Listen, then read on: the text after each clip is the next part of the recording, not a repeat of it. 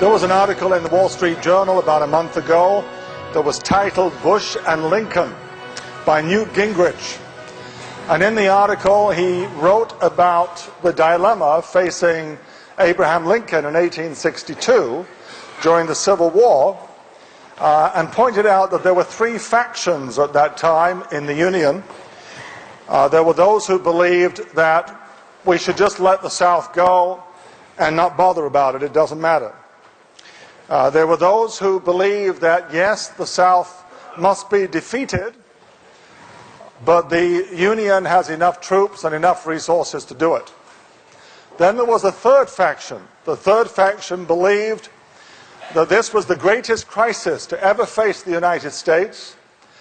All of our resources, everything at our disposal, must be mobilized to win this conflict at all costs. President Lincoln chose the third course, and I think we all know the end result. But Mr. Gingrich drew an analogy with the present situation, not just in Iraq or Afghanistan, but the Middle East in general, that we have these three factions. Right now, the second faction that believes that we can handle it still has the upper hand. But of course, the first faction says it doesn't matter. Once the US pulls out, everything will be fine. But he points out that the third faction is the one that is right. The basic problem is that people do not even understand what we're up against. Because we look at Iraq and we look at Afghanistan as separate issues, localized conflicts. We fail to see the big picture. And the big picture is that over the course of the last 1400 years, there has been a repeated clash of civilizations between the Western world and the Islamic world. And we are now entering one of those periods again where there will be this major clash between the two. Let me show you what I mean here. I also have quite a few quotes here from different books that will give you some background on the nature of Islam. Now, please understand as we go through this, when I have all these quotes on about Islam, I could be giving a presentation on, Catholic Europe and showing some of the terrible things that were done by people who consider themselves Christians. But this is primarily about Islam and the Middle East.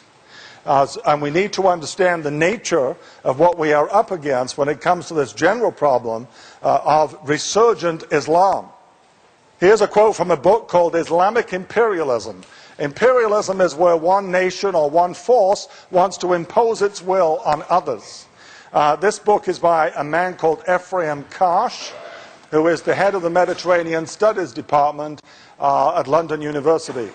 The 9/11 attacks have inspired two diametrically opposed interpretations regarding their root causes.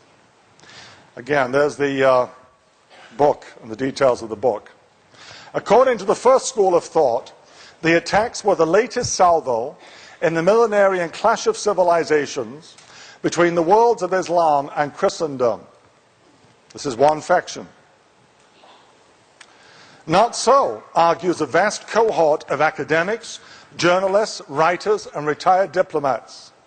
The attacks were a misguided, if not wholly inexplicable, response to America's arrogant and self-serving foreign policy by a fringe extremist group whose violent interpretation of Islam has little to do with the actual spirit and teachings of this religion. Now just take that in for a moment, because this is definitely the way that most of our academics and most people in our various media outlets think. They think this way, that the attacks were not typical of Islam, that most Muslims are peace-loving. They also feel that we deserved what we got on September the 11th because it was all due to America's meddling in the Middle East. So there are a lot of people who feel that if we pull out of the Middle East, then everything will be fine. We won't have any more problems. But this lecture will help you to see otherwise, because we're up against something much bigger than the localized problem in Iraq or the problem in Afghanistan. Here's a quote from the Prophet Muhammad in 632. "I was ordered to fight all men until they say, there is no God but Allah.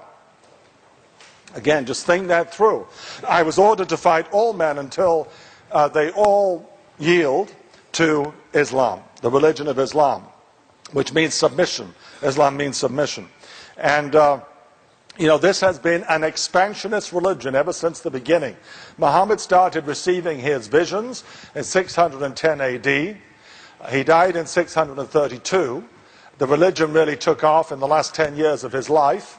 And I'll show you with some maps just how rapidly it spread. So this was Muhammad's farewell address in 632 AD, almost 1400 years ago. Here's another quote, this time from Saladin.